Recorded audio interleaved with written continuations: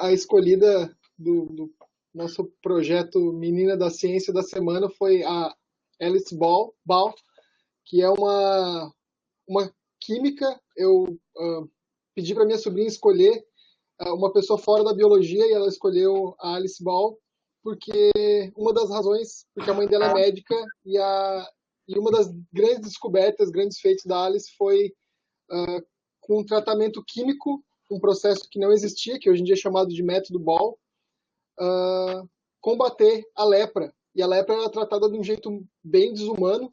Eles isolavam as pessoas das cidades, assim, ela acabou desenvolvendo isso no Havaí, então eles botavam todos os leprosos do Havaí numa ilha lá e jogavam. Então, ela tem uma semelhança com a Rosalind Franklin, que ela estudou o método de conseguir juntar óleo e fazer os óleos e fazer isso uma mistura aquosa para ser injetado.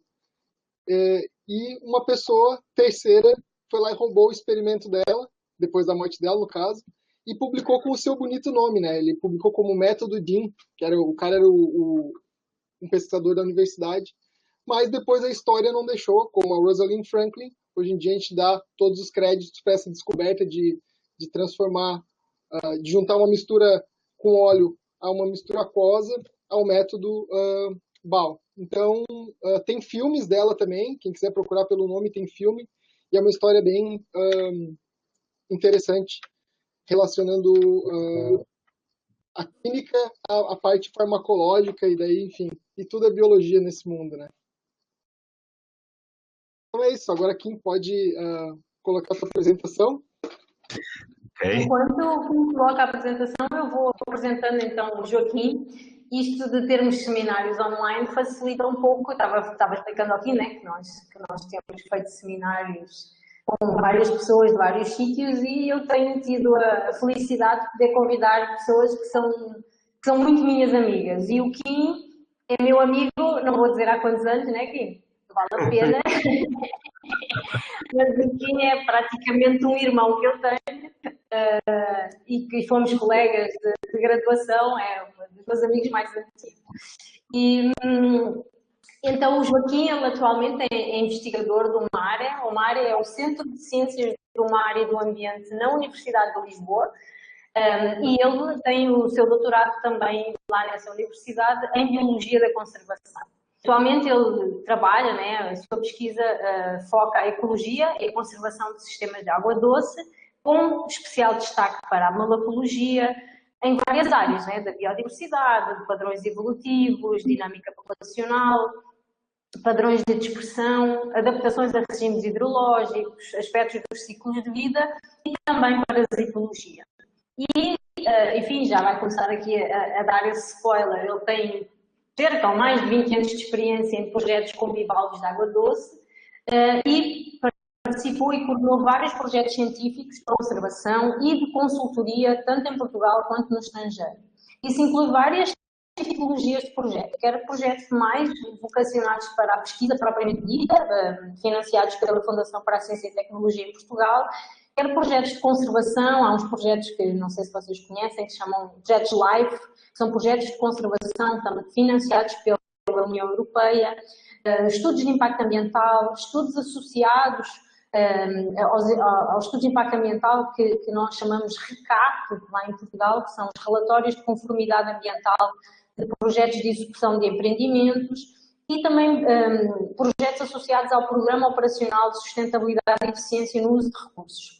Para além dele, atualmente é pesquisador responsável, é coordenador de um projeto da Fundação para a Ciência e Tecnologia e participa numa Cost Action para Mexilhões de Rio.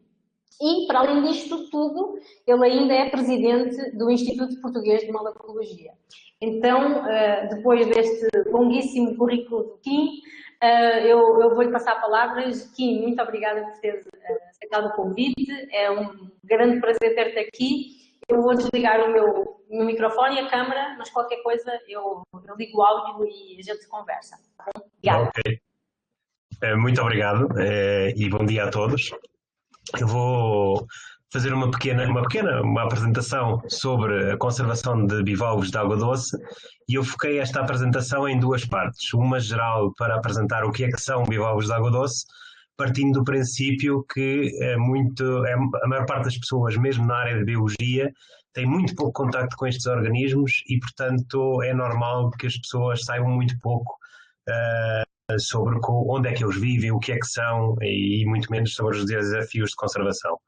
E uma segunda parte em que vou dar um caso de estudo de uma espécie em particular com que trabalho, e eu foquei esta apresentação mais na parte, não tanto das ameaças, mas na parte das ações concretas de conservação que nós temos estado a implementar para a recuperação da população e da espécie. Eu, como a Maria João disse, faço parte da Universidade de Lisboa. Aqui em baixo tem uma série de logotipos de outras universidades e instituições com quem eu tenho colaborado e por isso é que estão aqui, porque no fundo esta apresentação apresenta resultados de vários projetos em que muitas pessoas colaboram e, portanto, gosto de fazer esse reconhecimento a essa colaboração. Começaria então por uma pequena introdução ao que é que são os bivalves de água doce. Isto que tem aqui é uma possível classificação dos bivalves, da classe Bivalvia.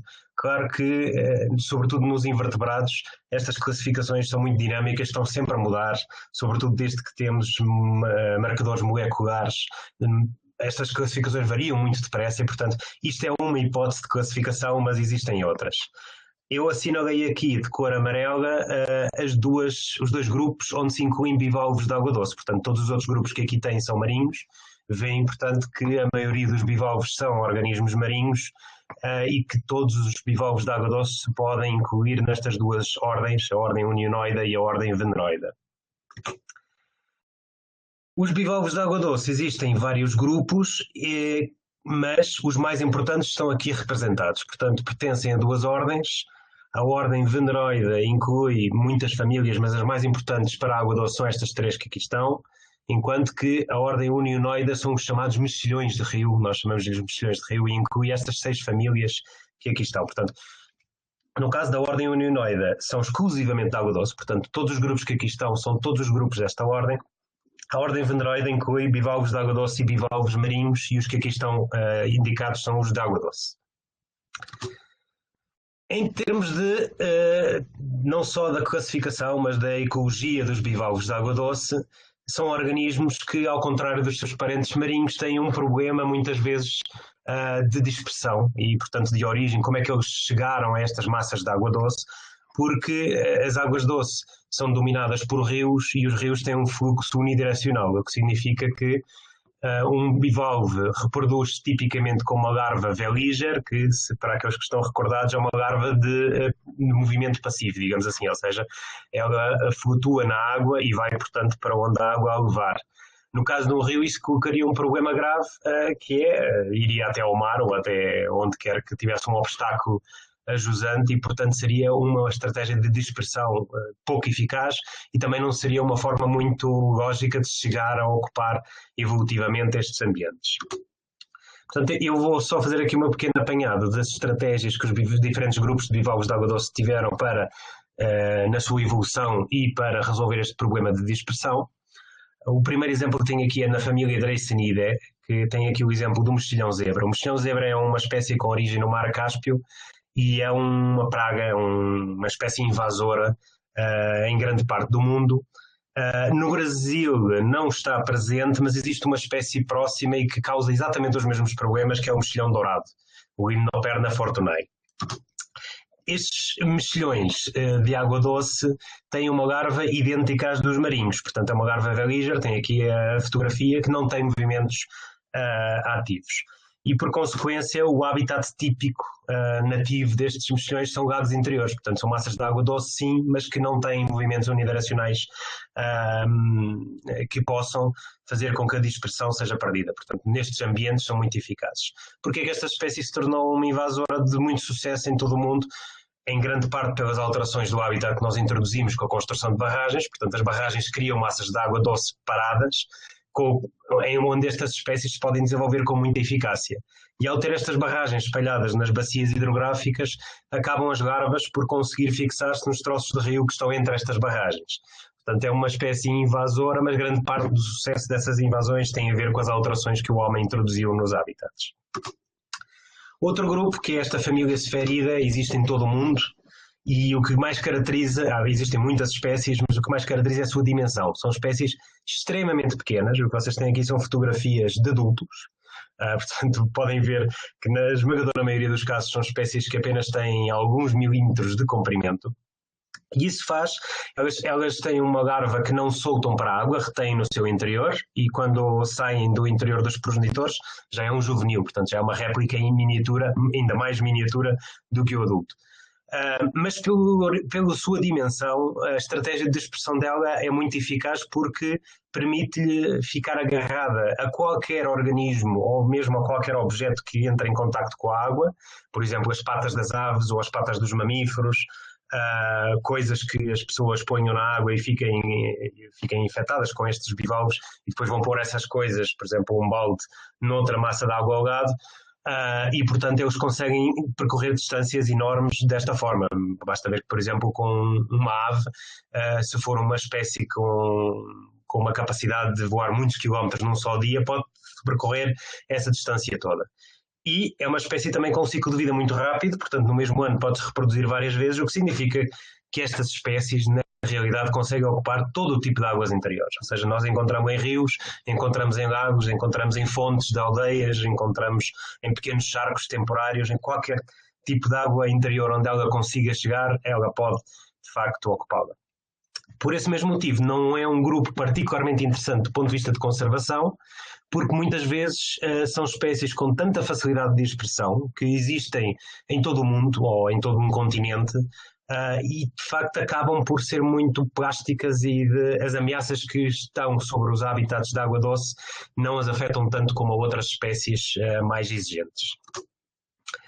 Passaria então para a ordem Unionoida, que são os mexilhões de rio, que têm várias características muito interessantes e muito únicas. Aqui tem alguma dessas características, que é o facto de normalmente serem espécies de grande tamanho, para aquilo que é um bivalve. Portanto, a fotografia que tem aqui é do mexilhão gigante europeu, portanto é a maior espécie na Europa, existe em alguns rios do sul de Espanha e de França, mas em geral são de facto espécies com um grande tamanho e isso salta muito à vista. Tem outras peculiaridades que eu vou a seguir explicar e que fazem com que, do ponto de vista de conservação, também sejam espécies não só vulneráveis, como muito interessantes para trabalhar. Uma das características é que este grande tamanho normalmente é atingido com uma longevidade grande. Normalmente as espécies vivem vários anos. É muito comum espécies que vivam 10, 20 anos e existem várias espécies que vivem até 50, 60 anos e mais. Existe uma espécie que eu vou falar a seguir, que é o meu caso de estudo, e que no centro da Europa, no centro e norte da Europa, pode ultrapassar os 100 anos de idade. E, portanto, são espécies que precisam de uma grande estabilidade do habitat onde vive, o que faz com que nós os encontremos normalmente em grandes massas de água interior, sejam rios, sejam lagos, mas estas grandes massas são locais que mantêm uma estabilidade muito grande e permitem a estas espécies desenvolver todo o seu ciclo de vida. Eu tenho aqui este pequeno vídeo que eu espero que estejam a ver, porque muitas vezes as pessoas perguntam, mas qual é a importância que estes animais têm para nós? Não é que tenham que ter uma importância para as pessoas, mas têm. E os mexilhões e os bivalves têm uma grande importância. E uma das mais importantes é a sua capacidade depuradora. Tem aqui um vídeo em velocidade acelerada, digamos assim, com dois aquários, em que o da direita não tem bivalves e o da esquerda tem, e ao fim de algum tempo o que podem ver é o efeito da filtração dos mexilhões na água, e podem ver que o da direita continua com água turva e o da esquerda, por efeito da filtração dos bivalves, fica com a água transparente. Isto é uma experiência muito fácil de fazer e muito educativa, porque faz as pessoas perceberem rapidamente da importância destes organismos no ambiente onde vivem. Mas aquilo que de facto é particularmente interessante nos mexilhões de rio, nesta ordem Unionoida, é que tem um ciclo de vida que inclui uma larva que é parasita obrigatória. Portanto, chama-se o gloquídeo, está aqui representado.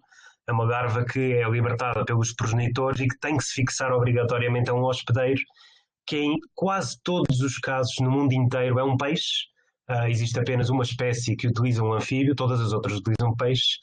e não serve um peixe qualquer. Depende da espécie. Há espécies que são muito específicas, que só infectam uma ou duas espécies de peixes.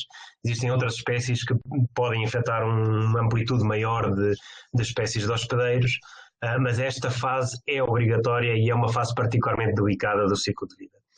O goquídeo passa algum tempo, que é muito variável também, pode ir de alguns dias ou vários meses, durante o qual sofre uma metamorfose, transforma-se num bivalvo juvenil que se liberta do peixe, e onde ele cair é onde ele se vai desenvolver, vai crescer e vai completar o ciclo de vida.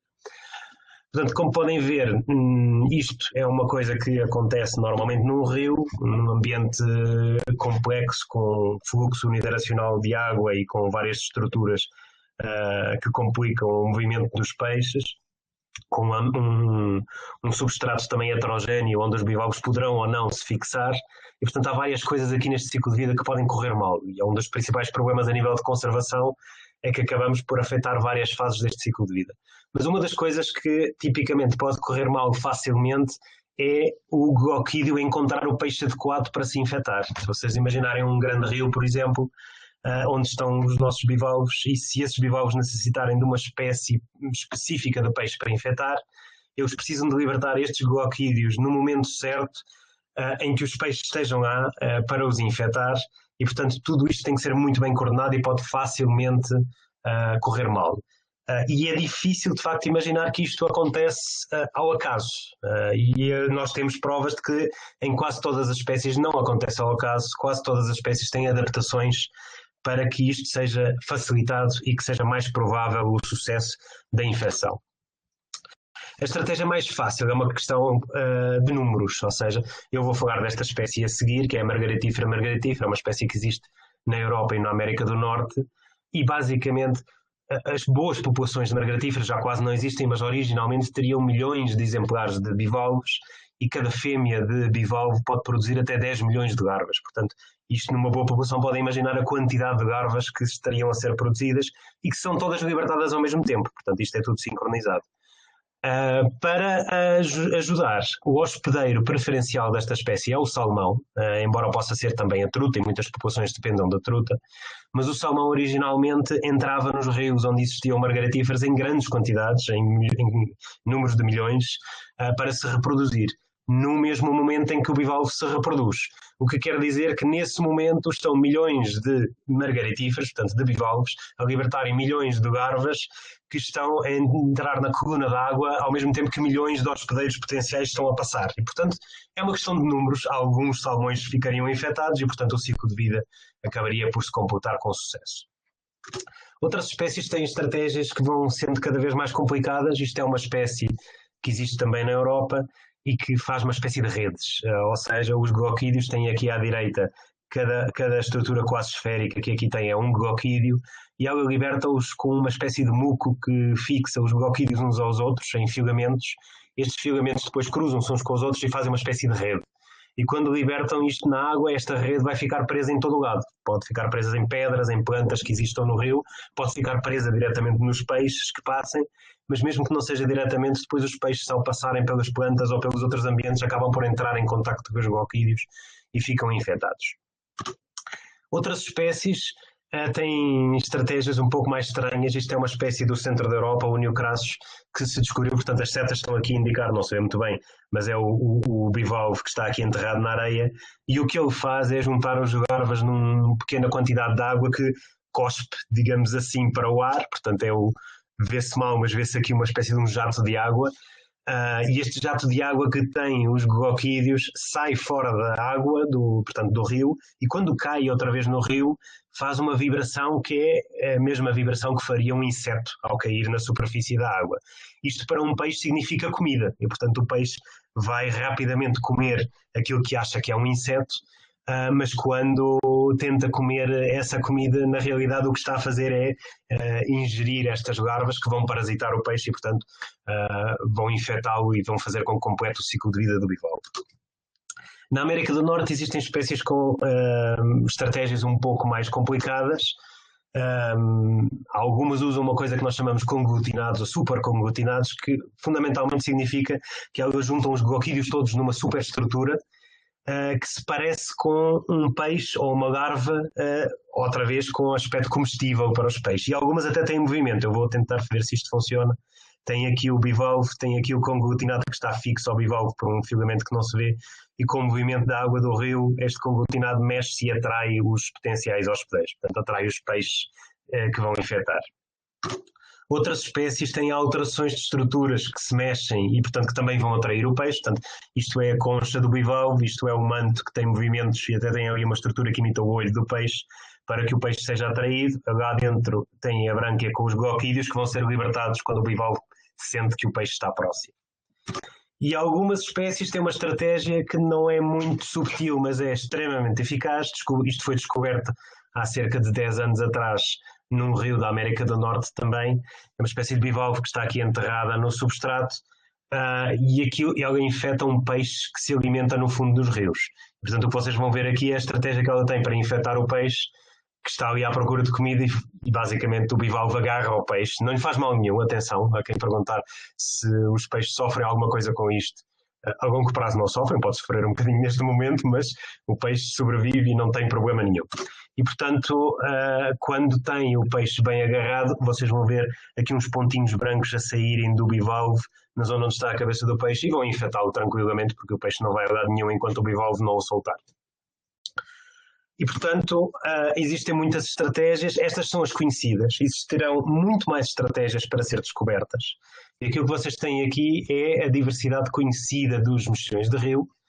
Há um hotspot conhecido desde há algum tempo atrás no sudoeste dos Estados Unidos, portanto, fundamentalmente na bacia do Mississippi, onde existem mais de 300 espécies conhecidas.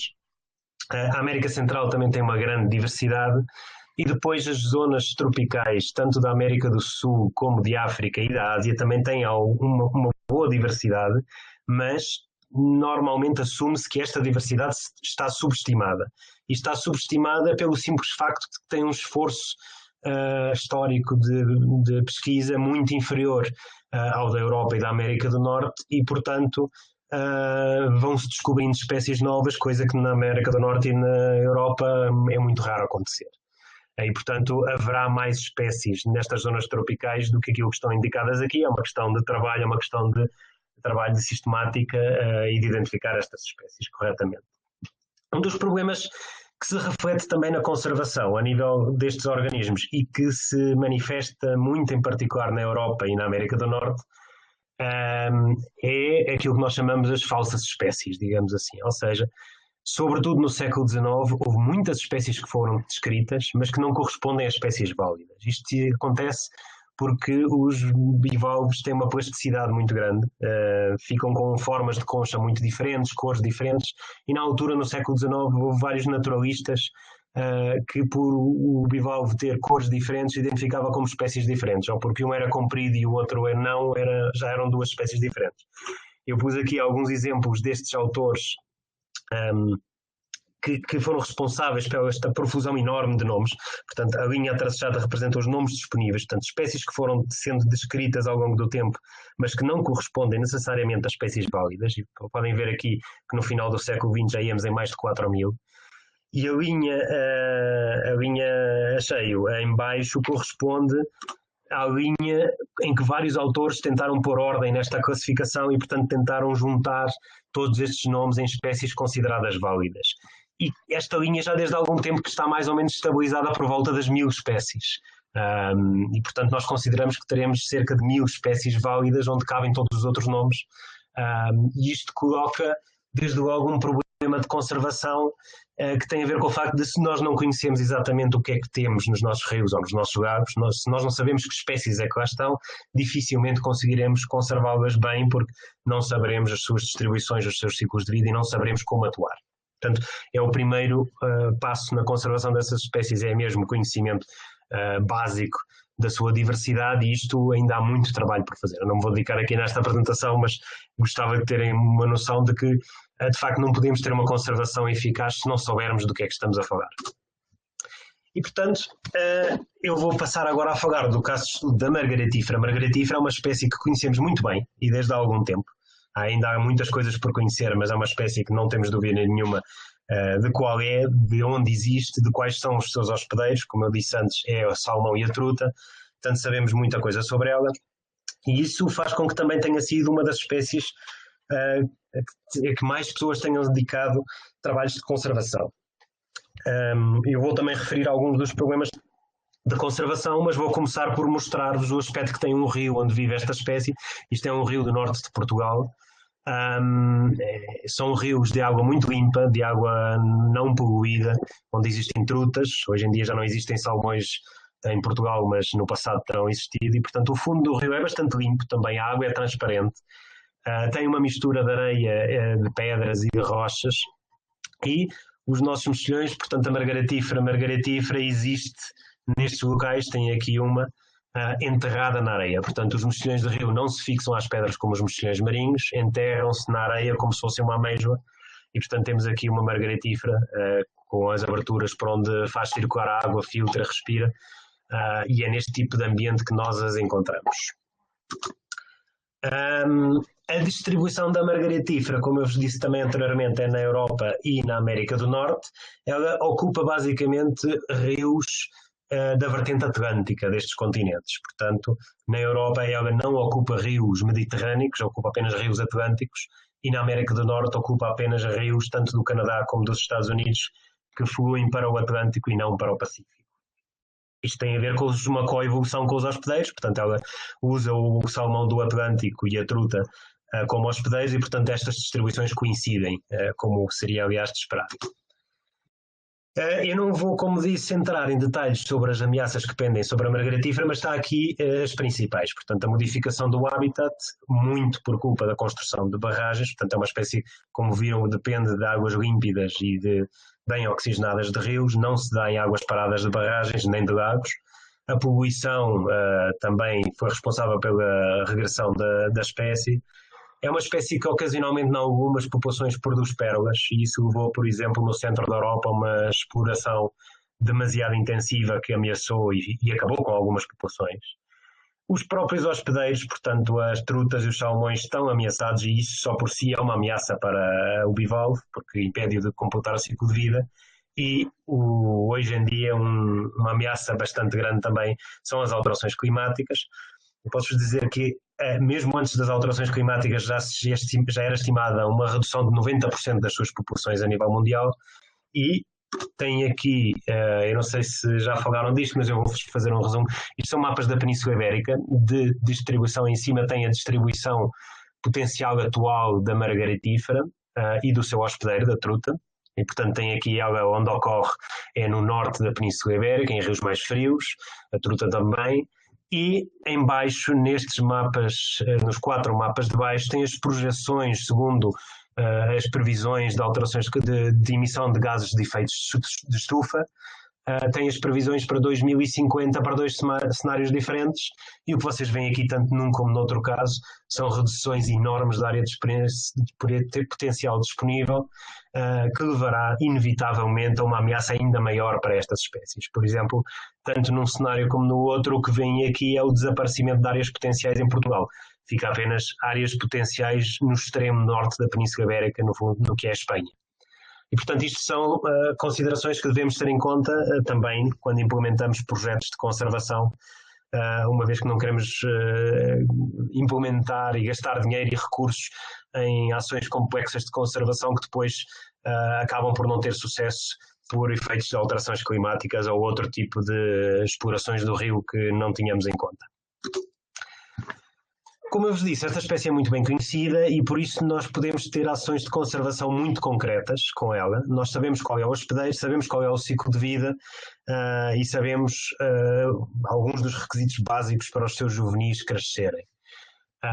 O que tem aqui são várias fotografias de várias fases de reprodução em cativeiro desta espécie. Existem muitos programas de reprodução em cativeiro na Europa de margaritífera. Nos Estados Unidos existem muitos programas de reprodução em cativeiro de muitas espécies diferentes de mexilhão de rio, não só de margaritífera. Portanto, o que tem aqui representado tem aqui os hospedeiros que elas usam, tem aqui uma fotografia de detalhe das brânquias do hospedeiro, portanto, neste caso da truta, infectadas com os gloquídeos. leva muito tempo no caso desta espécie, esta fase, portanto a fase da infecção leva cerca de 9 meses, pode variar entre 6 e 12 meses, e tem aqui tanques especializados para a recolha dos juvenis, que têm aqui representados à direita recém-nascidos, e depois tanques de engorda, digamos assim, para fazer o crescimento destes juvenis.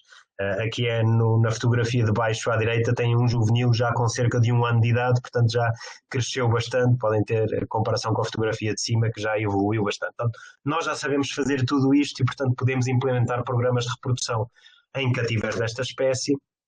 Tem aqui alguns detalhes do que se faz, portanto, isto é a infecção das trutas com os gloquídeos, é muito simples o processo, portanto, nós podemos extrair os gloquídeos dos bivalves com uma seringa, misturá-los com as trutas num balde, é o que tem aqui representado, e depois deixar 10, 15 minutos em contacto com as trutas, que elas ficam infectadas de forma bastante eficaz.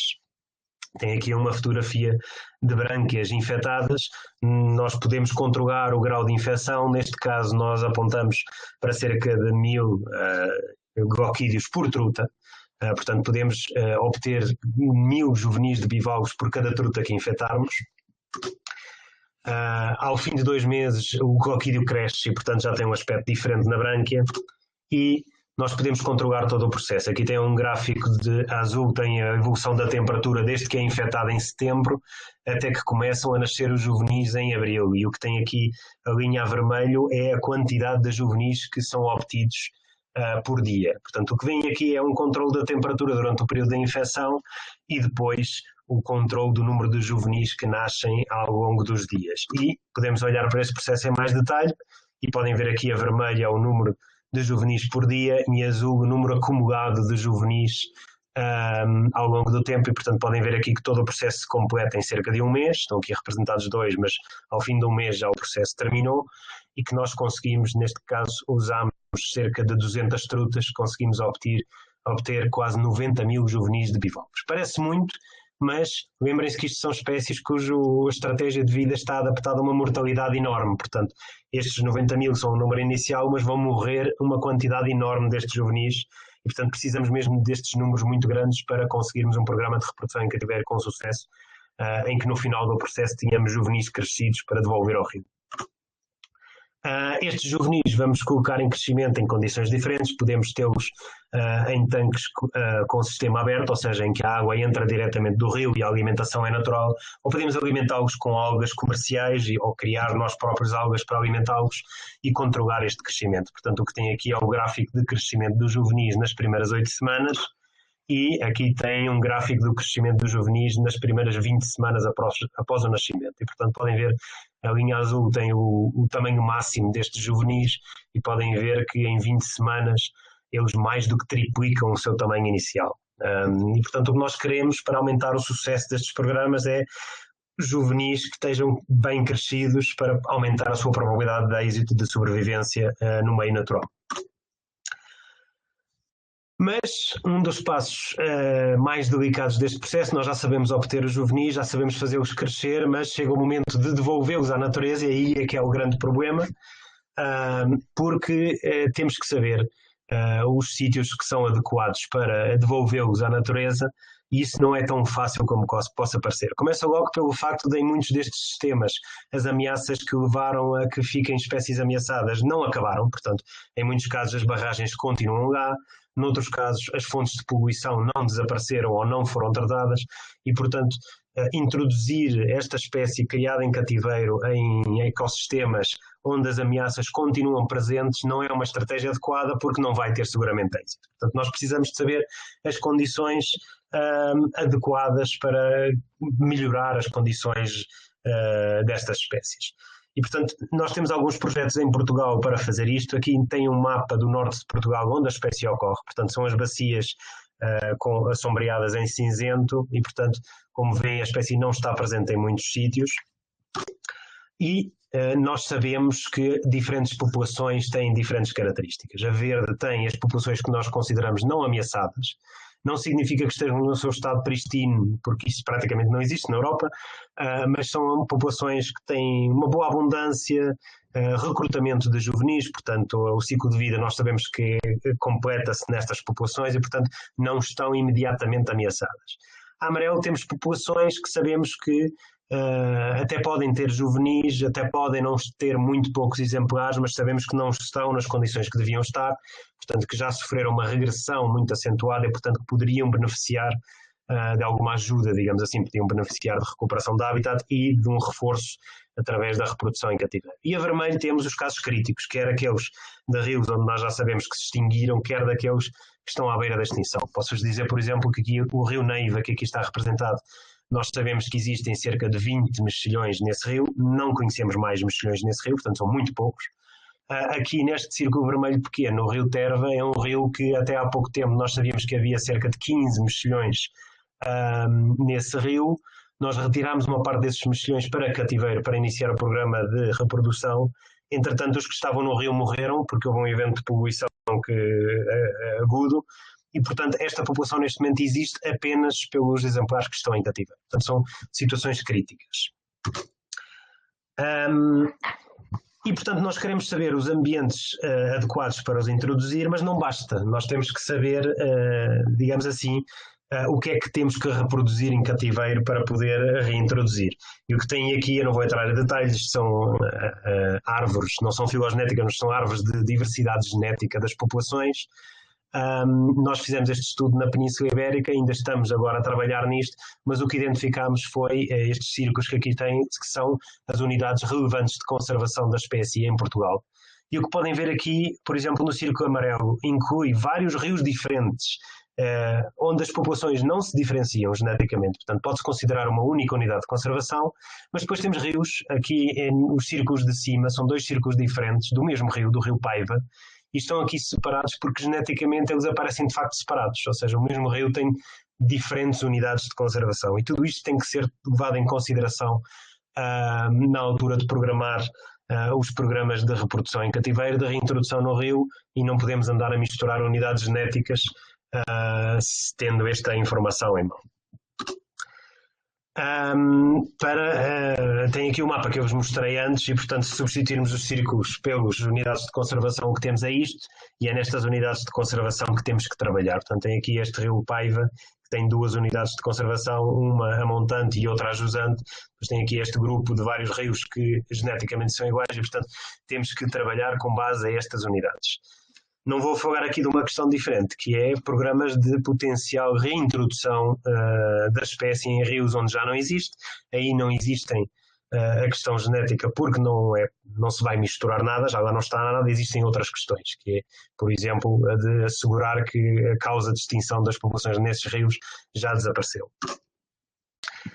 E, portanto, como é que nós sabemos onde colocar os nossos juvenis? Eu vou-vos apresentar aqui o caso de estudo do rio Bessa, onde nós temos trabalhado bastante. É um rio relativamente pequeno, onde nós sabemos que existem cerca de 1000 mexilhões de rio, nesta zona mais a montante, portanto, nesta zona que está aqui a vermelho mais longa, e sabemos que aqui em baixo existiam mais 47 exemplares, que entretanto estão todos nas instalações de reprodução em cativeiro, e também encontramos 2 exemplares perdidos no meio, entre uma coisa e a outra, e isto tem uma razão de ser, ou seja, existe uma barragem, uma mini hídrica no final do grosso da população, portanto no final dos 1000 exemplares aqui nesta zona, que impede a passagem de areias e de água para jusante, e nós acreditamos que toda esta zona onde não encontramos mexilhões, no passado teria uma boa população, mas que desapareceu por ação desta barragem. Portanto, é uma população reduzida, que ainda tem alguns exemplares, ainda tem mais de 1000, nós sabemos que tem juvenis, tem as trutas, pode completar o seu ciclo de vida, mas pode beneficiar de uma certa ajuda, digamos assim, de um certo reforço populacional. E apesar do habitat parecer bom, nós quisemos ir testar de facto se este habitat tinha características adequadas para a reintrodução. Tem aqui um aspecto do rio nas partes mais a montante, e depois ao longo do percurso do rio vai ficando mais complexo, tem algumas ilhas no meio. É sempre um rio pouco profundo, que é um rio típico de Margaratífera. Já viram este vídeo antes, portanto o fundo do rio é uma mistura de areia e pedras onde temos os nossos exemplares, mas na sua parte mais ajusante, portanto no final da população, o aspecto que tem já é muito diferente. É um aspecto já algo alterado, mais canalizado, mais profundo, e o aspecto que tem portanto, dentro do rio já é uma água mais turva, vê-se mal. O substrato não é muito sujo, e nós temos os nossos mexilhões aqui, mas não é o habitat ideal. Eles estão aqui fundamentalmente porque beneficiam também das boas condições a montante e sobrevivem nestas zonas. E, portanto, isto era apenas para vos mostrar que ao longo do rio nós temos várias densidades diferentes de mexilhões. A montante temos uma densidade relativamente baixa, portanto 30 mexilhões por quilómetro de rio. Depois temos uma zona central onde temos uma boa densidade de 260 por quilómetro, e depois na zona abaixo disso temos cerca de 120 por quilómetro. Portanto, a população não é uniforme, isto é a primeira coisa a ter em consideração. Existem vários açudes ao longo do percurso do rio. Açudes são pequenas barragens muito antigas. A maior parte destas barragens têm mais de 100 anos de idade, não têm cimento nem betão, portanto são barragens de pedra, mas constituem um obstáculo à passagem das trutas e, portanto, constituem uma barreira de isolamento para os mexilhões também. E existe também neste rio uma barreira natural, que é uma zona onde a água passa com mais força, com uma certa queda de água, não é propriamente uma cascata, mas que também serve de alguma barreira de isolamento. Nós temos trabalhado neste rio com técnicas de captura-recaptura. São técnicas difíceis de usar para este tipo de organismos porque são organismos imóveis, portanto sedentários, e significa que alguns pressupostos não se cumprem eles. Quando nós os soltamos, eles não se vão misturar com o resto da população porque eles não se mexem. E daí que estas técnicas não são adequadas, neste caso, para calcular a abundância da população, mas permitem-nos calcular padrões populacionais muito importantes como o recrutamento, a sobrevivência e a mortalidade. Ao longo dos anos nós temos este padrão, que é o padrão que nós esperamos ter, que é, ao longo do tempo temos cada vez mais exemplares que já estão marcados e cada vez menos exemplares, que é o que está escuro, que nós encontramos pela primeira vez. E, portanto, estes que encontramos pela primeira vez cada vez mais representam indivíduos juvenis que já cresceram e começam a aparecer no rio. Isto é a estrutura populacional de toda a população, portanto podem ver que existem aqui várias categorias etárias. Nós só começamos a encontrar mexilhões no rio a partir do momento que eles têm 3 centímetros de comprimento, mas realmente só começa a ser mais expressivo a partir dos 5, 6 centímetros. Isto tem a ver com o facto de eles se enterrarem completamente na areia, portanto é ser muito difícil encontrá-los no rio.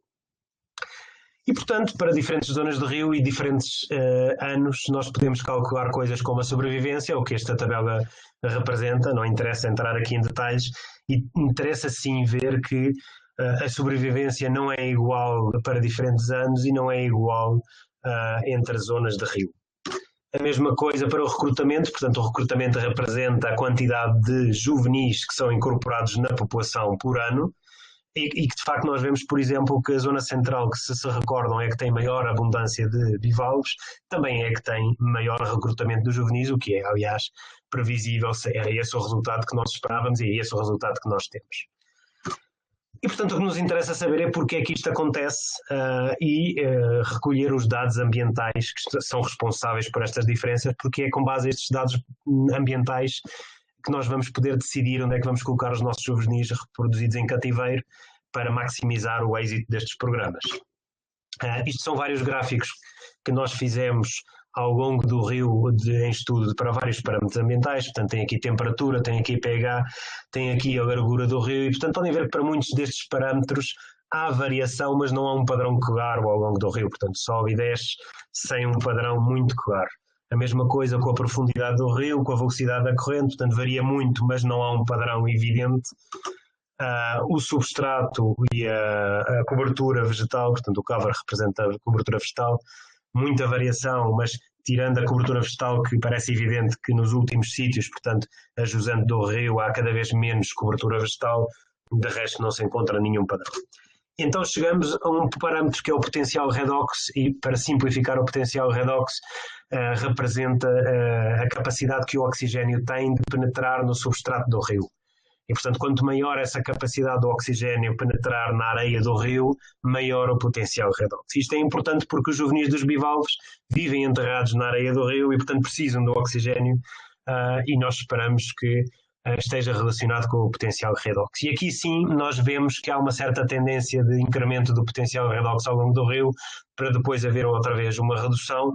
E se fizermos a comparação, por exemplo, com a abundância a densidade dos mexilhões, vemos que há uma regressão de facto linear entre uma coisa e a outra. Portanto, começamos a ver quais são os parâmetros ambientais que nos interessam.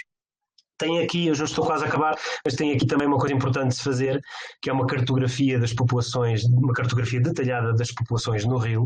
Portanto, isto é um troço de rio e tem aqui manchas que representam núcleos populacionais de bivalves de rio e cores diferentes consoante as abundâncias. Portanto, podem ver que numa distância muito curta, portanto isto representa pouco mais de 100 metros de rio, eles estão concentrados nas margens do rio, existem alguns núcleos no meio também, mas fundamentalmente é nas margens do rio que eles se encontram e não é em qualquer zona, não estão distribuídos uniformemente. Há algumas margens onde têm manchas mais pronunciadas, outras não, e portanto tudo isto é importante na altura de saber quais são os sítios adequados. Nós, com grande probabilidade, mesmo que não vamos medir nenhum parâmetro ambiental, se o colocarmos os nossos juvenis em zonas que não têm adultos, que não têm núcleos populacionais, por alguma razão será, e portanto sujeitamos a um grau de êxito muito baixo, porque não haverá núcleos populacionais aí por alguma razão, mesmo que a gente a desconheça. E portanto voltamos às medições, eu vou passar esta parte mais rápida, às medições dos nossos parâmetros ambientais, mas um dos parâmetros mais relevantes que tem importância é a velocidade da corrente e o caudal do rio. Isto porquê? Porque o caudal do rio e a velocidade da corrente determina, por um lado, onde é que os juvenis se podem fixar. Então, se vocês imaginarem uma truta a libertar o juvenil na água, se essa água tiver uma velocidade de corrente muito grande, depois arrastará o juvenil e ele não terá a oportunidade de se fixar. Por outro lado, se houver velocidades de corrente muito, muito, muito fortes no rio, isso tem potencial para arrastar os adultos, arrancá-los da areia, arrancar a própria areia do rio e, portanto, tornar essas zonas pouco adequadas para os bivalves de rio.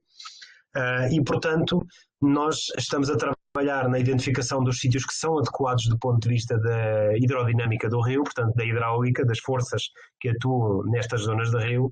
Interessa-nos, sobretudo, o período em que os juvenis caem, portanto, o chamado drop-off, caem das trutas, que acontece na primavera, e depois em momentos-chave, por exemplo, quando o rio leva o seu caudal mais forte e que pode, de facto, arrastar os adultos. E estamos a fazer isso usando imagens de infravermelho, portanto, termográficas, que no fundo nos permitem, com uma câmara de infravermelhos ligada a um drone, verificar para onde é que as partículas que nós lançamos na água se dirigem e a que velocidade. Portanto, permitem-nos fazer uma série de tratamento de imagens, que é o que tem aqui, não interessam os detalhes, mas permitem-nos, de facto, fazer o acompanhamento do que acontece à água, para onde é que ela vai e com que força.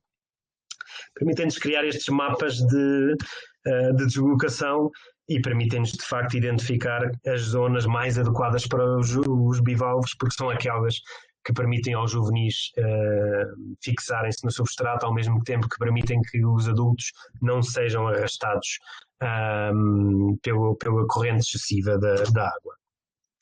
E temos estado a fazer, para além dos estudos que eu vos apresentei no Rio, temos estado a fazer provas em laboratórios de hidráulica, em tubos onde controlamos a velocidade da corrente e onde em ambiente totalmente controlado o que estamos a fazer é tentar medir qual é a velocidade da corrente máxima a que os juvenis se conseguem depositar no fundo. Portanto, determinar qual é a velocidade da corrente a partir da qual todos os juvenis são arrastados, e depois podemos fazer essa relação com as velocidades da corrente medida no rio e aí determinar os sítios adequados para libertar os nossos juvenis criados em cativeiro. E pronto, era isto que tinha para vos dizer.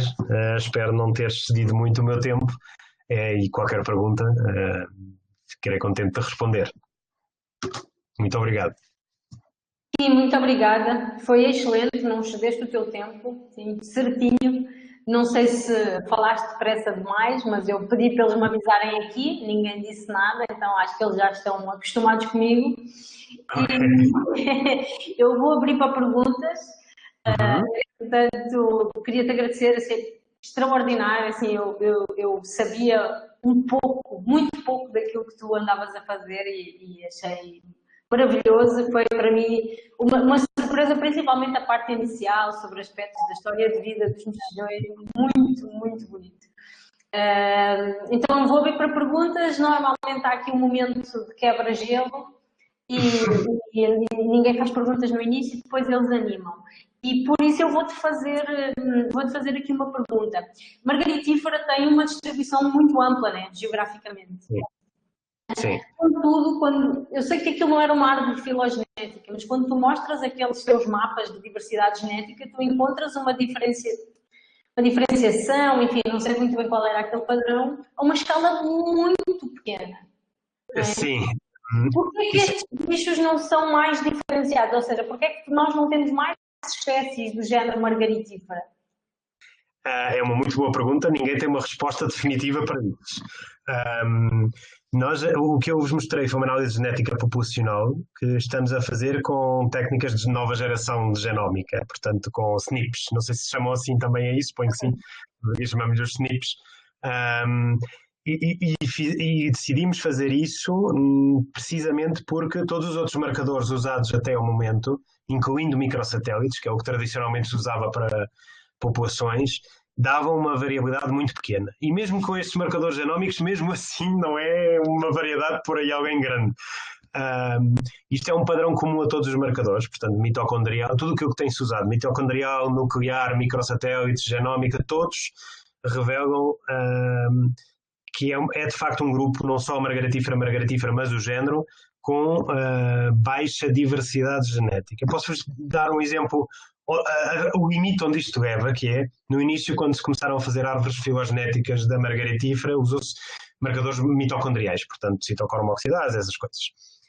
E tentou-se forçar os relógios moleculares habituais, universais e aplicados aos moluscos a isto, e como eu vos mostrei, é uma espécie que existe nos dois lados do Atlântico. E o resultado, ao aplicar estes relógios moleculares, é que a espécie se tinha separado antes da origem da vida na Terra. Portanto, não podia ser, como é evidente. A margaritífera, afinal, é um alien. Não podia ser. E, portanto, há várias razões para isto acontecer. Uma das mais importantes é o ciclo de vida, ou seja, é uma espécie, por exemplo, na Península Ibérica, onde ela vive menos tempo, ou seja, onde ela tem uma longevidade menor, e menor significa que à volta dos 60 a 70 anos. No centro da Europa e nos Estados Unidos facilmente supera os 100 anos de idade, e na Rússia diz-se que chega aos 200 anos de idade, embora a fiabilidade dos dados não é exatamente a que nós gostaríamos que seja. Mas seguramente mais de 150 anos vive. Isto, obviamente, origina um ritmo evolutivo muito, muito lento.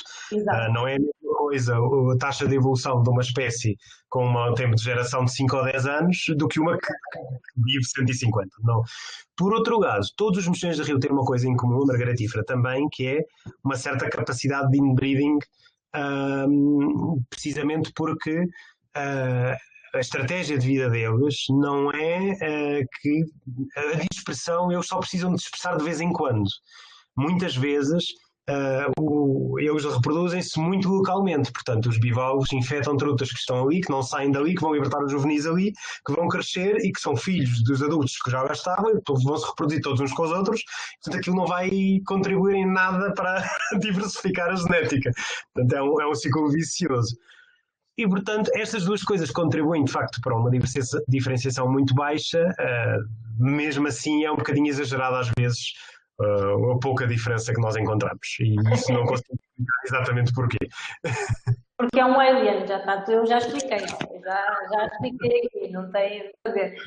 Temos aqui uma pergunta do Francisco Urra Lagos, ele é nosso aluno, ele é chileno, e ele pergunta se conhece a espécie de Diplodon chilensis, e se conhece alguma coisa sobre a sua estratégia reprodutiva.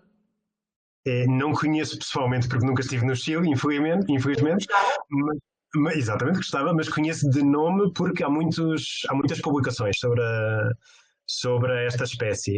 Eu não sei de memória a estratégia reprodutiva, mas sei que é das espécies da América do Sul mais estudadas, portanto parece-me que haverá alguma informação sobre esta espécie porque existe informação sobre ela. eu vi conchas desta espécie no museu, se não me engano, no Museu de História Natural de Paris. O que significa que também é uma espécie que já se conhece há algum tempo e, portanto, com potencial para ter bastante informação acumulada. Portanto, não sei, não consigo dizer de memória nada sobre a estratégia reprodutora, mas seguramente que é uma das espécies que tem informação sobre ela. Ok. Boa, Kim, se entretanto descobris alguma coisa, podes-me passar. Eu passo ao Francisco, ou ponho lá até nas nossas mídias sociais, posso colocar. O Diego tem uma pergunta, tu vais abrir o micro, Diego? Sim, se vocês não escutarem o barulhão do meu ventilador aqui. Joaquim, parabéns pela palestra, muito obrigado pelas informações. Me chamou bastante atenção porque eu trabalho muito com ecologia aquática e eu não sei praticamente nada de invertebrados. E eu trabalho com comunidade, então, obviamente, a minha pergunta teria que ser sobre questões comunitárias, né? Como a gente trabalha muito como eu trabalho muito com organização de comunidades, a gente sabe que tem 1.500 processos que podem explicar um padrão de organização ali das comunidades. Eu gostaria de te perguntar, o que geralmente os bivalves, eles respondem geralmente a mais que tipo de fatores? Quais são os principais? E se, eu não sei se a maioria deles, ou enfim, se eles também a distribuição deles está muito associada com o dispersor, seria com o hospedeiro, né? Que tipo de processos a gente poderia esperar para explicar a distribuição, sei lá, um efeito de massa, algo do tipo, e se os esforços de conservação, creio eu, que também eles teriam que atingir os próprios hospedeiros, ou estou errado?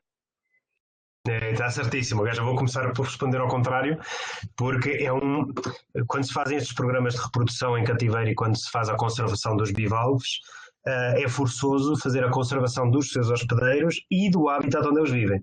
Ou seja, não vale de nada nós conservarmos muito bem o nosso bivalve e reintroduzi-lo na natureza, se depois na natureza não houver as condições adequadas do habitat, que foi um bocadinho isso que eu detalhei mais na minha apresentação, mas tem que lá estar o hospedeiro adequado, porque senão vamos ter que estar a reproduzir em cativeiro eternamente o bivalve. Portanto, o objetivo é que ele se consiga por si só perpetuar no meio natural e não sempre com a nossa ajuda. Portanto, tem forçosamente que haver essas atuações para o hospedeiro.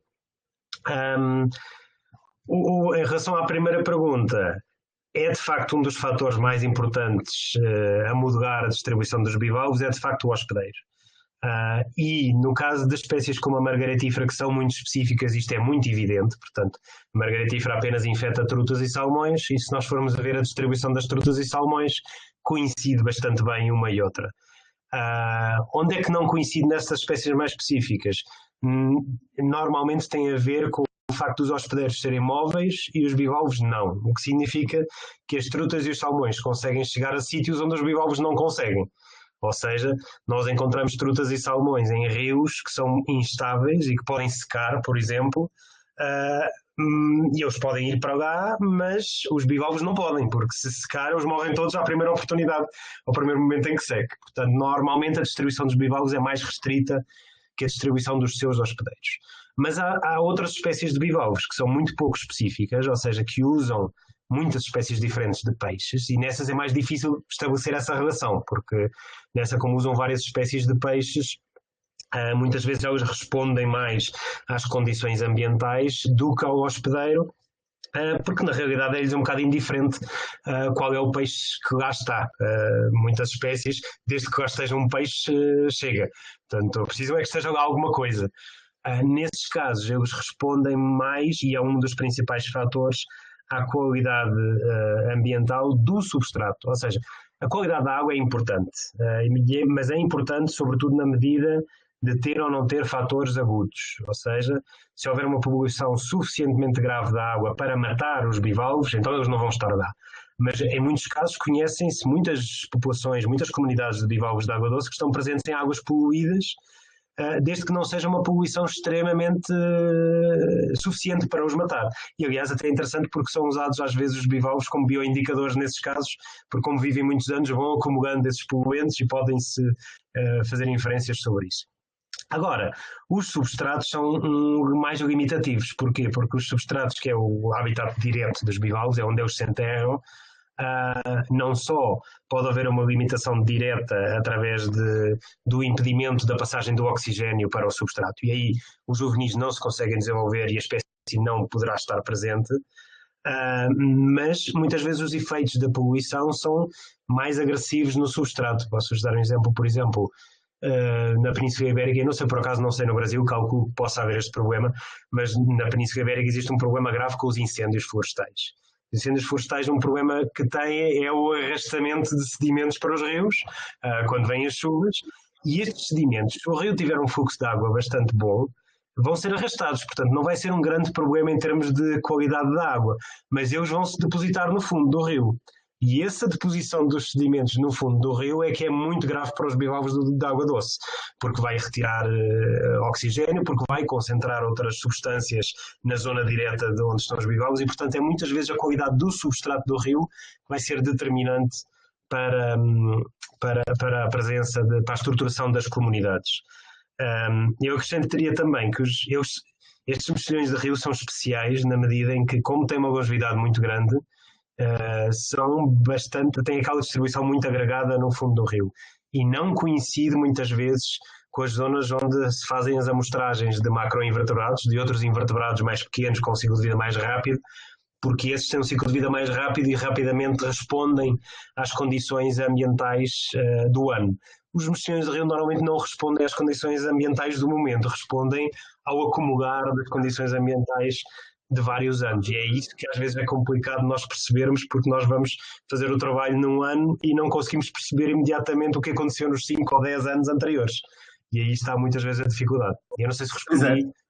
Era a minha próxima pergunta até, é a questão desculpa se vocês me permitirem, mas é a questão dos pulsos de inundação, porque para muitos grupos taxonômicos pelo menos com riachos, que eu leio bastante, tem uma influência muito grande dos pulsos de inundação.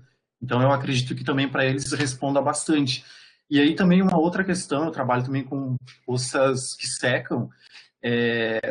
Claro, eu não sei se a tua experiência também está em bivalves de poças. Eu acredito que deve ter pelo menos alguns grupos que ocupem esses tipos de ambientes.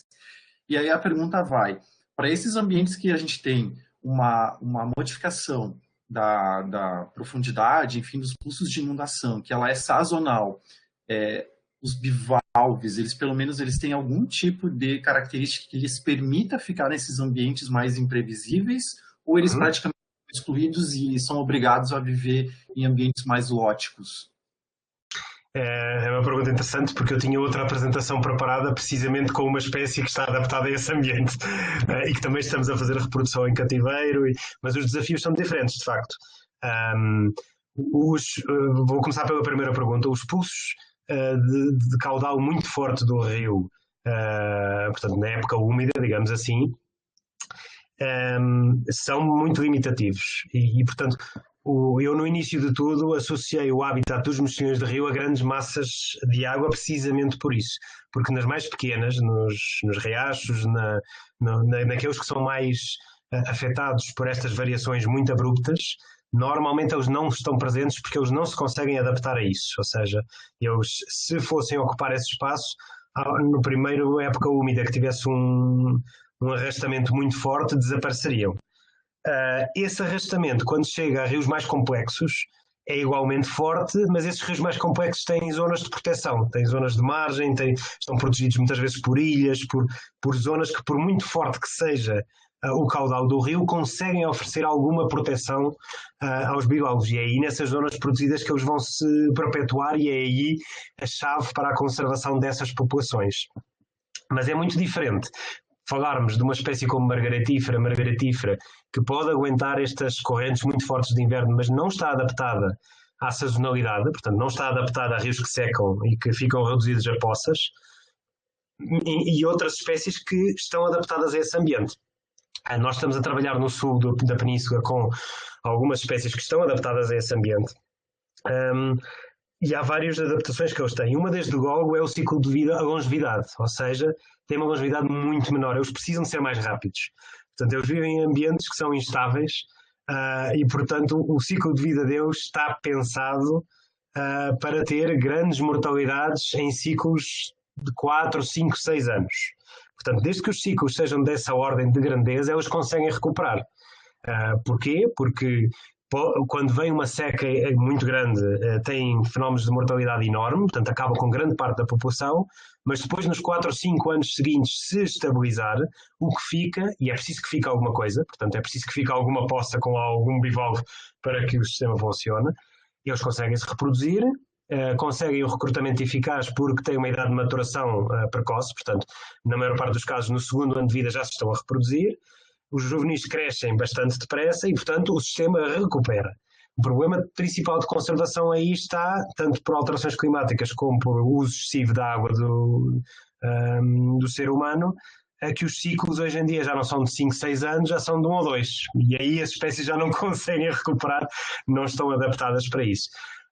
Por outro lado, uma adaptação também que tem é o facto de se conseguirem deslocar relativamente rápido para aquilo que é um bivalve.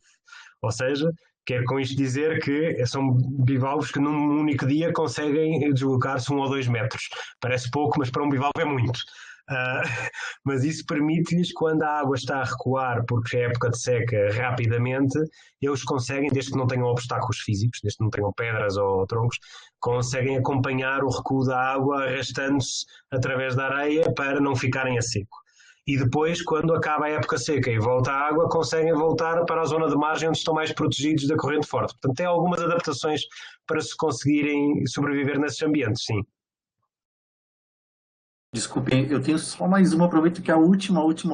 É muito tempo sozinho em casa, então quando a gente tem a oportunidade de conversar, a gente conversa.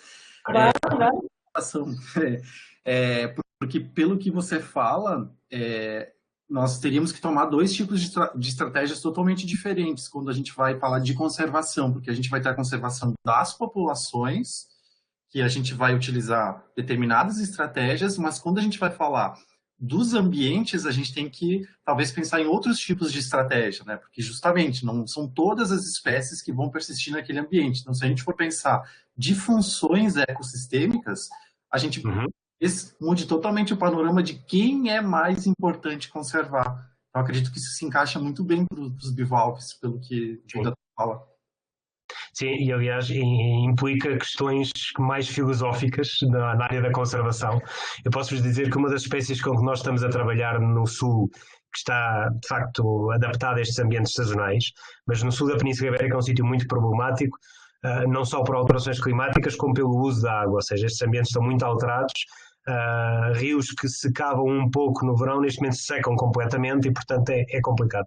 E nós fizemos a modulação do que é que vai acontecer tanto ao bivalve como ao seu hospedeiro com os cenários de alterações climáticas, os mesmos que vos mostrei para a margaritífera.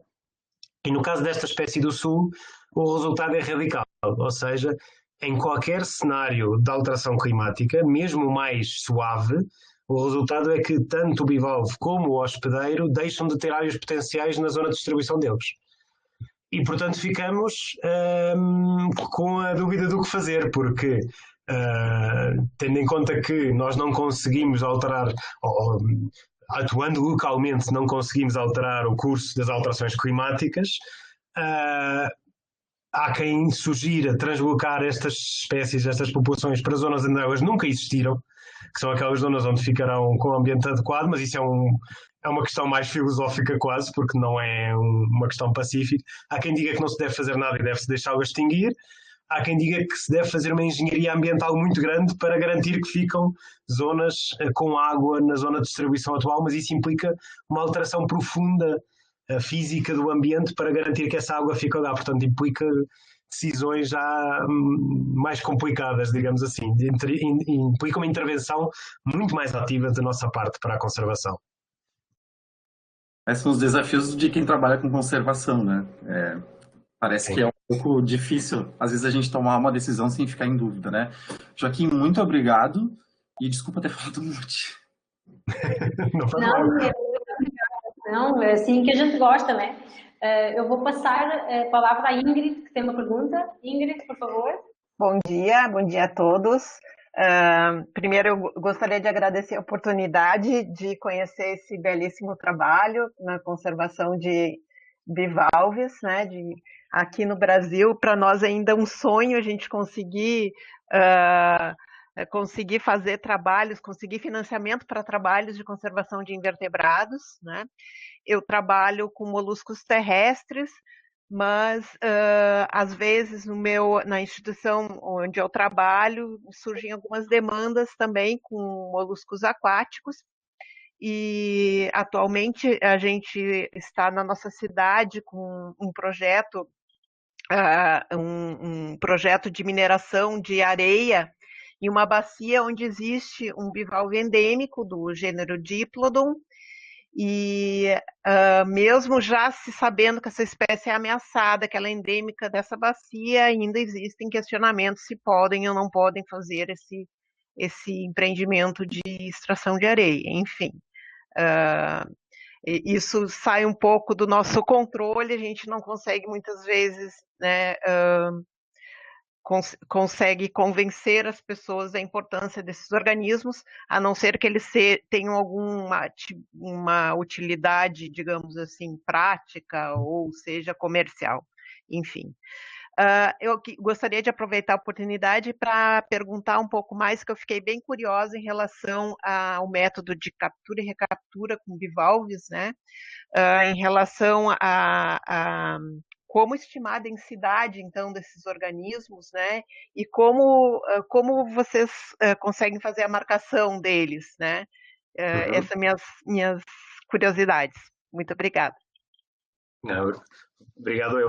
Em relação a estimar densidades, nós não fizemos isso precisamente porque é possível, mas requer métodos complicados que também não era o nosso objetivo. Ou seja, só permite estimar densidades se fizerem passagens sucessivas, combinando a repetição a longo prazo com a repetição a curto prazo. É a única forma de conseguir estimar densidades. Não é fácil, nem do ponto de vista da implementação no terreno, da estratégia, nem do ponto de vista estatístico depois do tratamento dos dados. E de facto o problema é este, nós marcamos, eu já digo como, voltamos a colocá-los no sítio onde os encontramos, mas eles vão lá ficar, eles não vão se misturar com o resto da população e, portanto, a violação deste pressuposto básico vai fazer com que tudo seja muito mais complicado do ponto de vista estatístico no tratamento destes dados. Em relação a como é que marcamos, isso é relativamente fácil. Nós colamos uma etiqueta plástica numerada na concha dos bivalves com super cola. É uma técnica que toda a gente no mundo inteiro faz, é segura, não faz nada ao bivalve e, quando feita corretamente, tem um elevado grau de êxito. Portanto, eu posso-vos dizer que marcámos os primeiros exemplares em 2014 e ainda encontramos exemplares de 2014 marcados que não perderam a etiqueta, portanto aguentou estes anos todos sem perdê-la. Depende um bocadinho do ambiente, portanto depende de se a água é ácida ou não, depende se o exemplar está totalmente enterrado e em que tipo de areia é que está enterrado, mas funciona bastante bem e permite-nos identificar, como tem um número único, permite-nos identificar o indivíduo. Portanto, isto depois, eu não incluí aqui, mas isto depois permite-nos extrair outros dados, por exemplo, do crescimento desse indivíduo, e dá-nos muito bons dados, que levam bastante tempo a serem recolhidos, mas ao fim de alguns anos começa a compensar, e posso-vos dizer que neste momento que temos 7 anos destes estudos já começamos a ter dados muito interessantes para trabalhar, tanto a nível coletivo da população como individual, do crescimento dos indivíduos, por exemplo. Ok, muito obrigada, parabéns pelo trabalho. Obrigado. Só na sequência do comentário da Ingrid, uma mineração de extração de areias basicamente condena qualquer população, não? No sítio onde é feita, sim. Ou seja, no sítio onde é feita, arrasa com a população. Mas mesmo a jusante, muitas vezes tem efeitos graves, tanto pelo arrastamento de sedimentos por si só, portanto, alterar a qualidade da água, como pela deposição desses sedimentos mais abaixo. E a deposição destes sedimentos mais abaixo pode não só afetar diretamente, como eu disse, porque afeta a qualidade do substrato, mas se forem grandes quantidades de areia, pode inclusivamente alterar o leito do rio. Portanto, depende do sistema de que estivermos a falar, mas o rio pode mudar de curso só por isso. E isso é um impacto bastante grande.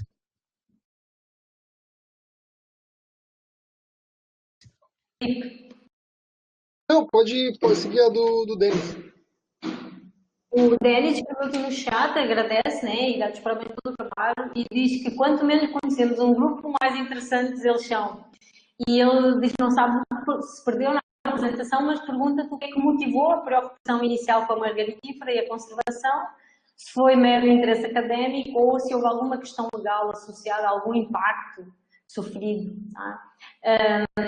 E, portanto, o que ele diz é se há redução do hospedeiro, naturalmente, entre aspas, darias mais enfoque aos peixes.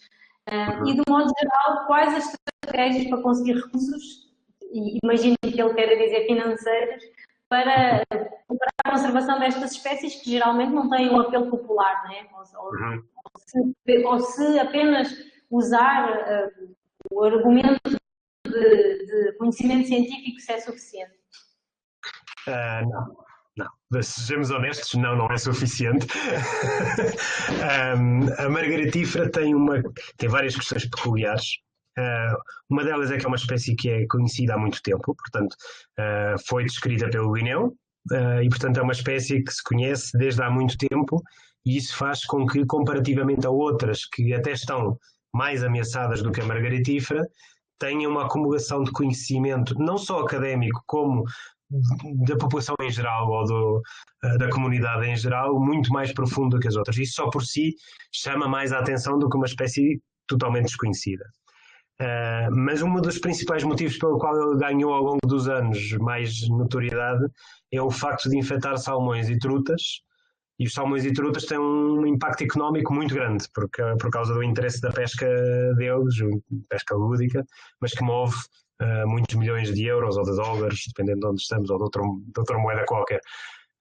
E, portanto, como vivem nos mesmos sítios, foi mais fácil fazer esta associação originalmente que conservação de margaritífera significa conservação do ambiente de margaritífera, e conservação do ambiente de margaritífera significa conservação de salmão e de truta, e conservação de salmão e de truta significa maior potencial económico, sobretudo para as populações locais. Isso foi a origem do interesse da margaritífera. Mas isso levou a que fosse rapidamente classificada como protegida por vários instrumentos legais. Ela é protegida a nível europeu pela Diretiva Habitats, por exemplo, está na Convenção de Berna, por imposição europeia acaba por estar na legislação de proteção de todos os países que são signatários, portanto isso obriga todos os países a terem um mínimo de ações de conservação para a espécie. E, obviamente, isso faz com que, comparativamente a outras espécies que não têm esta figura legal, seja muito mais fácil não só obrigar, por exemplo, uma empresa que quer construir uma barragem a ter ações de conservação para essa espécie, porque é obrigada a isso, como obter fundos através de projetos de conservação financiados por fundos europeus ou outros. Portanto, tudo se torna mais fácil quando tem estas figuras legais, e isto já responde de certa forma à parte seguinte da pergunta, que é, tendo esta figura de proteção é muito mais fácil obter recursos financeiros para a proteção.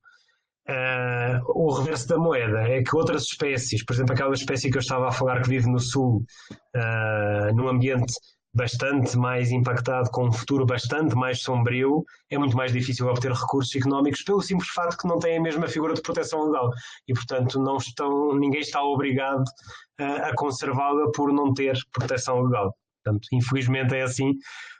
Infelizmente, só pelo interesse académico há projetos científicos que se conseguem pelo simples interesse académico, mas a nível de conservação é muito difícil.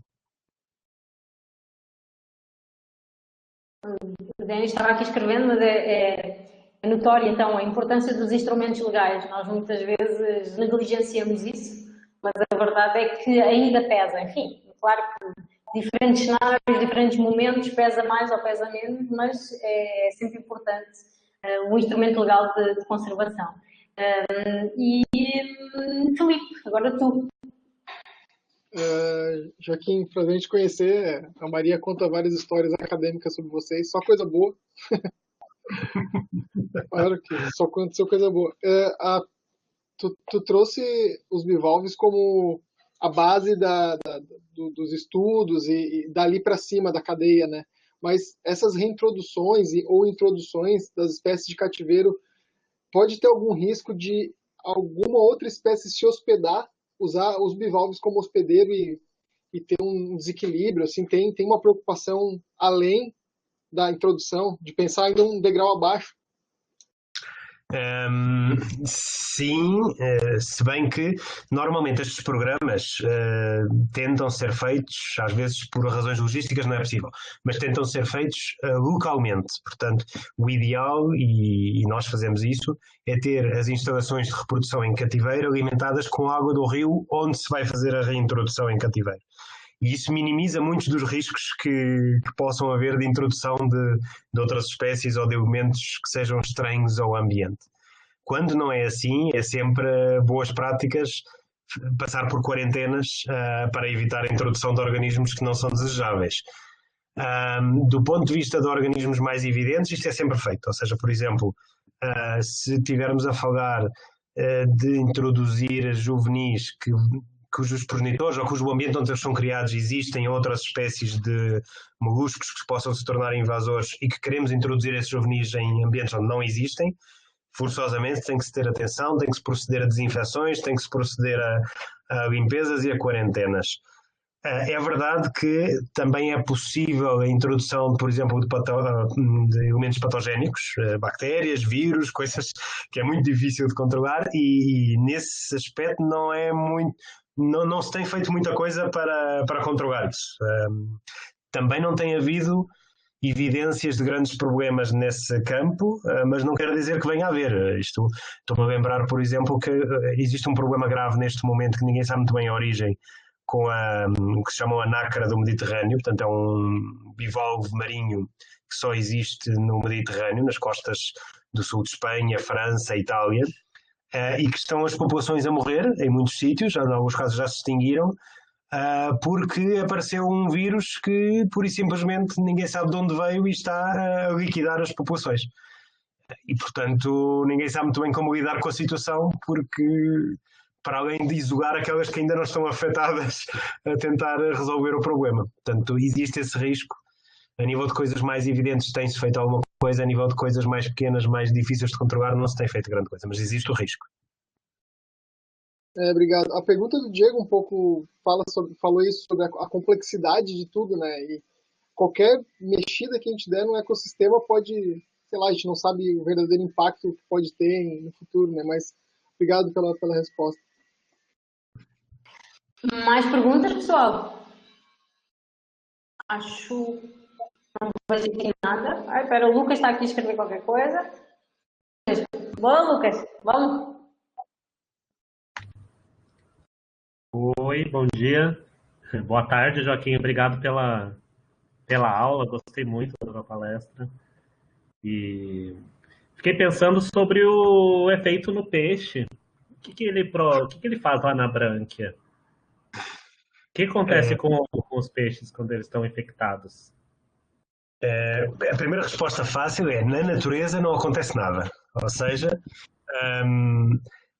independentemente da espécie que estivermos a falar, na natureza as taxas de infecção são tão baixas que realmente não têm impacto nenhum na vida do peixe. Em cativeiro não é bem assim, ou seja, nós conseguimos alcançar taxas de infecção nos peixes em cativeiro que afetam a fisiologia do peixe. Portanto, estes goquídeos, dependendo da espécie, no caso da margaritífera infectam as brancas, há outras espécies que infectam as barbatanas do peixe ou o próprio corpo. Aquelas que infectam as barbatanas e o corpo, mesmo que estejam muito infectadas, pouco efeito têm. As que infectam as brânquias podem ter um efeito na respiração do peixe, portanto, podem reduzir a fitness do peixe por impedir as trocas gasosas na brânquia do peixe. Mas isso só acontece a partir de taxas de infecção muito grandes. Eu disse-vos que nós apontávamos uma taxa de cerca de 1000 goquídeos por truta. Os estudos que estão feitos apontam que não é evidente uma afetação da fisiologia da truta até uma infecção de 5000. Portanto, nós apontamos bastante mais para baixo do limite que está definido, e de 10.000 para cima conseguimos matar a truta. Portanto, que não é o objetivo, ninguém quer fazer isso, mas se tiver taxas de infecção excessivas, o peixe tem de morrer. Porque ela é um filtrador, né? Ela fica ali naquela posição filtrando. O góquido na brânquia do peixe não filtra, portanto ele não é um filtrador nessa fase de vida. E há uma grande discussão sobre exatamente o que é que ele faz, porque algumas espécies não crescem, e essas admite-se que o peixe sirva só como elemento protetor e dispersor da espécie, mas algumas espécies como a margaratífera crescem. Por exemplo, o góquido da margaratífera tem cerca de 60 micra de comprimento, e quando se liberta da truta tem cerca de 350, portanto cresce e cresce muito.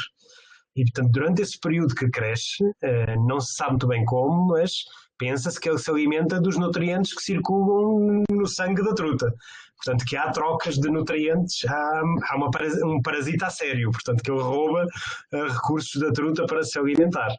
Portanto, nesse aspecto, se tiver uma taxa de infecção excessiva, a truta não fica contente.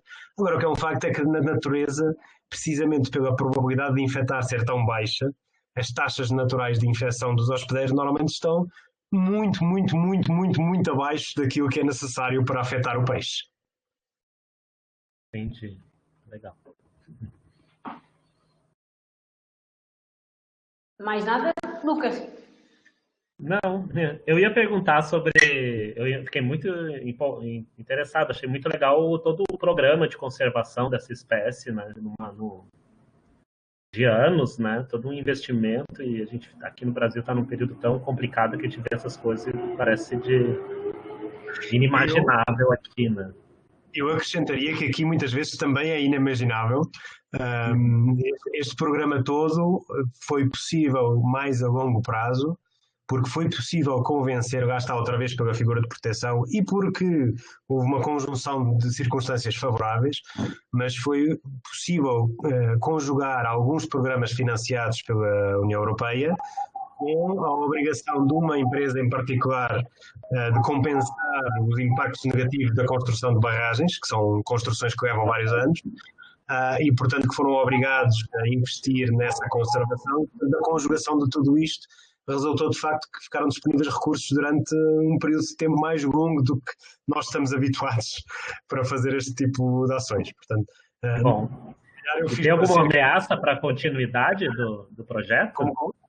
Tem ameaças em relação à continuidade? Como é que vê isso? Assim? É sempre um grande problema. Nós temos, vamos lá ver, até encherem as barragens nós temos garantido alguma continuidade deste projeto. Uma vez que a barragem esteja cheia e que a empresa já não esteja a construir, deixa de estar obrigada a investir nisto e, portanto, a não ser que haja outros projetos que sigam essa continuidade ou a não ser que o próprio governo, o próprio Estado, assuma o interesse em manter, porque é um investimento nestas instalações de reprodução em cativeiro, portanto, a não ser que haja um interesse em manter este investimento e investir nisso, não é caso único, há vários esforços, inclusivamente com mamíferos e aves, que são muito mais emblemáticos do que os mexilhões. Há vários casos de investimentos feitos que são perdidos ao fim de algum tempo porque não têm continuidade, porque ninguém investe neles. Entendi. Só mais uma pergunta de curiosidade. Com que idade que ela alcança a maturidade sexual? Começa a reproduzir? Depende do... Como é que é? Margarinífera? Margaritífera, sim. Nas populações mais do centro e norte da Europa, costuma falar-se nos 20 anos de idade. Mas isso, que é muito, exato, é um dos problemas, é que leva muito tempo até começar a reproduzir-se. Mas no é o elefante do rio isso daí, né? Exatamente. Pelo amor de Deus. No entanto, ninguém acredita que... Não houve ainda estudos, que são difíceis de se fazer, não houve ainda estudos específicos no sul da Europa para determinar essa idade, mas ninguém acredita nessa idade. Aponta-se mais a uma idade entre os 6 e os 10 anos de idade. Não deixa de ser muito para um invertebrado. Era o que eu fiquei pensando que poderia ser. Mas é bastante, né? É muito. Sim. Impressionante. Muito legal. Parabéns pelo trabalho aí. Obrigado. Obrigada, Lucas. Obrigada a todos. O Kim já almoçou, mas nós ainda não. Então vou aproveitar esta pergunta final do Kavinsky para encerrar aqui a nossa sessão. E muito obrigada mesmo. Nunca me negas nada, mas enfim, podia ser o caso, mas eu fiquei muito feliz de ter apresentado. Se tivesses convidado da manhã aqui, era diferente. Foi excelente. Eu já tive algumas queixas de colegas aqui do Brasil que eu convido para amanhã, mas acho que o pessoal gostou muito. Eu vou depois colocar a nossa gravação no canal do YouTube do nosso programa, eu envio-te o link, divulgarei pelas pessoas que puderam estar aqui hoje. E, enfim, muito obrigada, um grande beijinho para ti, para a Marta, para a Inês, cuidem-se por aí, que também não está tão fácil. E espero que a gente se veja em breve, sei lá quando, mas eventualmente. A ver se fazemos isso em breve, sim. Muito obrigado e qualquer coisa já sabes, quando quiseres. Convite para vocês virem cá, né? Está sempre presente, sendo que provavelmente no próximo semestre eu convido a Marta para falar sobre um outro grupo espetacular que são brancos. Parece-me muito bem. Ela vai gostar. Pessoal, então, bom fim de semana para vocês, bom almoço, bom descanso, um abraço. Muito bem, vou parar aqui a gravação, Carol.